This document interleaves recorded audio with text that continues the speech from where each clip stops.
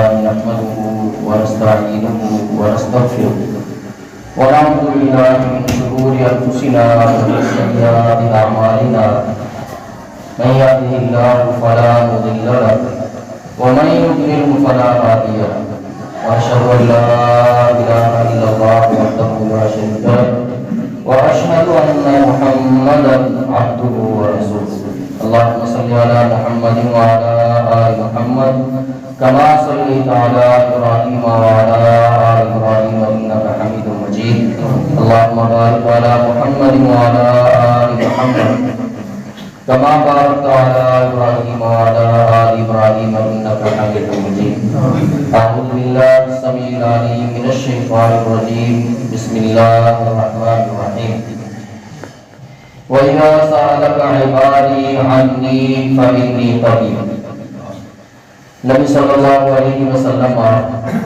دونوں خطبوں میں لوگوں کو بہت نصیحت کرتے ہیں، یعنی پہلے خطبے میں بھی اور دوسرے خطبے میں۔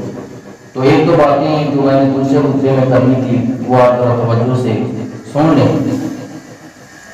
دعا قبول نہ ہونے کی ایک وجہ یہ بھی ہے، اس سے پہلے سب کے سب احوال ذرا اپنے رزق پر نظر ڈالیں کہ ہمارا جو رزق ہے وہ رزق حلال ہے۔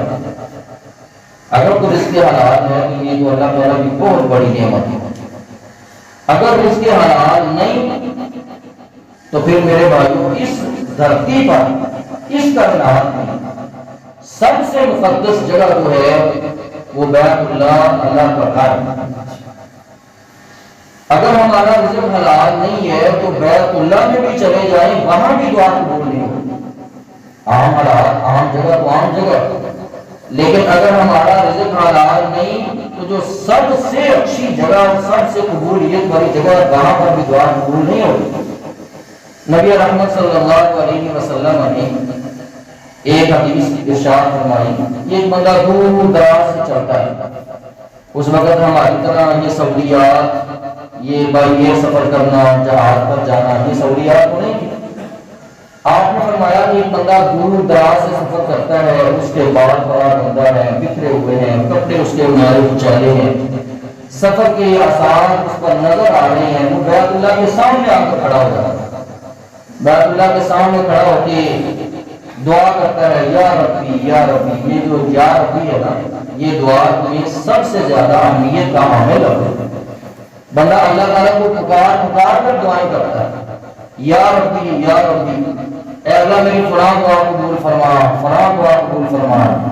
آپ علیہ السلام نے فرمایا اس کی دعا اللہ قبول نہیں کرتا۔ کیوں؟ مطعمہ حرام ومشربہ حرام وملبسہ حرام وغذی بالحرام۔ اس کا کھانا جو ہے وہ حرام کا ہے، اس کا پینا حرام کا ہے، اس کا پہننا حرام کا ہے، اس کے جسم نے حرام سے غذا پائی ہے۔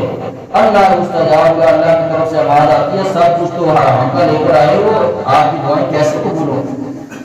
میرے بھائیوں، دعاؤں کی قبولیت کے لیے یہ بنیادی شرط ہے کہ رزق حلال ہونا چاہیے۔ رزق حلال ہو تو تھوڑا بھی ہو، آپ کی اولاد پر جو رزق حلال کا اثر ہوگا وہ دنیا دیکھے گی۔ لیکن اگر آپ کا رزق حلال نہ ہوا تو پھر بھی آپ نے بیٹوں کو باپ کے گلے پڑتے دیکھا ہوگا۔ آپ کے گلی محلے میں، آپ کے گاؤں میں یہ مثالیں موجود ہوں کہ بیٹا باپ کے گلے پڑا ہے، بیٹے نے باپ کو گالیاں دی ہے، بیٹے نے والدہ کی گستاخی کی ہے۔ یہ سارا نتیجہ جو ہے یہ رزق پر ڈیپینڈ کرتا ہے۔ اپنے رزق کے بارے میں بار بار غور و فکر کریں۔ کوئی بات نہیں، اگر میری اولاد مجھے اچھے اور مہنگے اسکول میں نہیں پڑھتی، کوئی بات نہیں۔ اور ایسے ایسے لوگ بھی آپ نے دیکھے ہوں گے، میں نے بھی دیکھے ہیں، جنہوں نے تھوڑے ہی گزارا کیا۔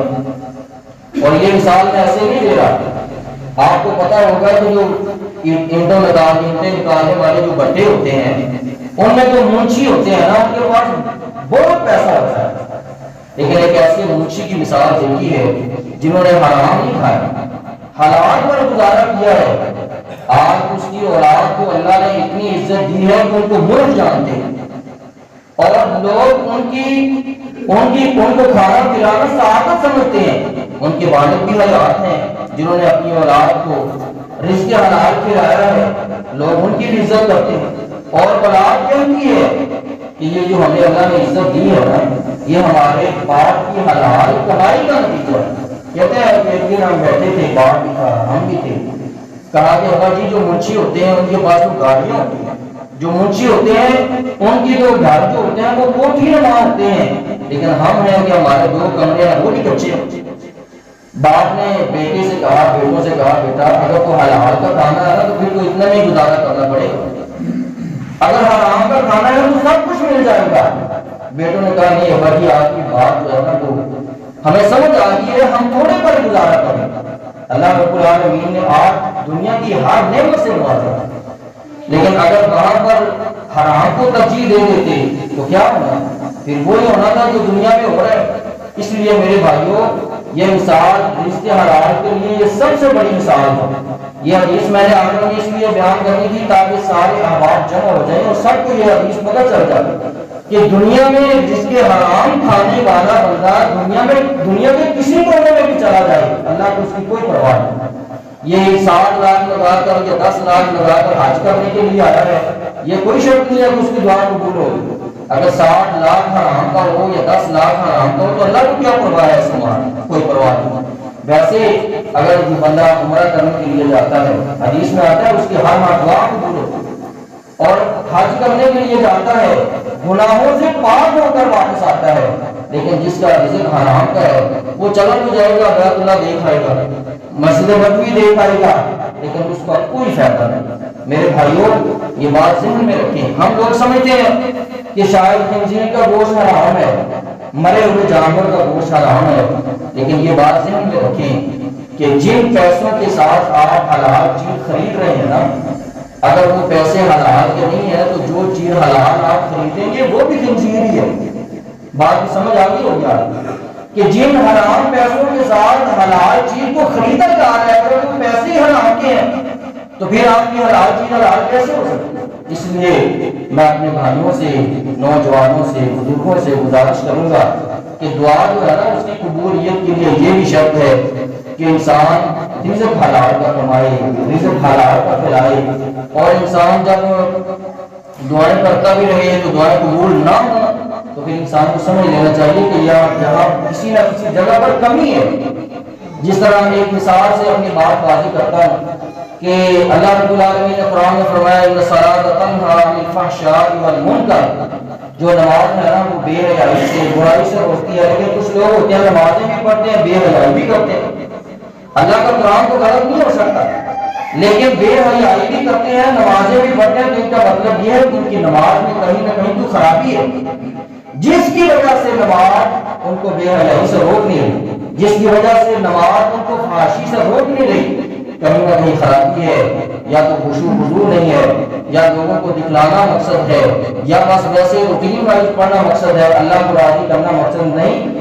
جس طرح یہ نماز پڑھنے والے کو برائی سے نہیں نہ روکتی، اسی طرح میرے محترم بزرگوں بھائیوں، حالانکہ نماز پڑھ بھی رہا ہے فائدہ بھی کوئی نہیں ہو رہا، دعائیں کر بھی رہا ہے دعائیں قبول بھی نہیں ہو رہی، تو یہ پھر سمجھ لیں کہ کہیں نہ کہیں کوئی مسئلہ ہے، کوئی خرابی ہے۔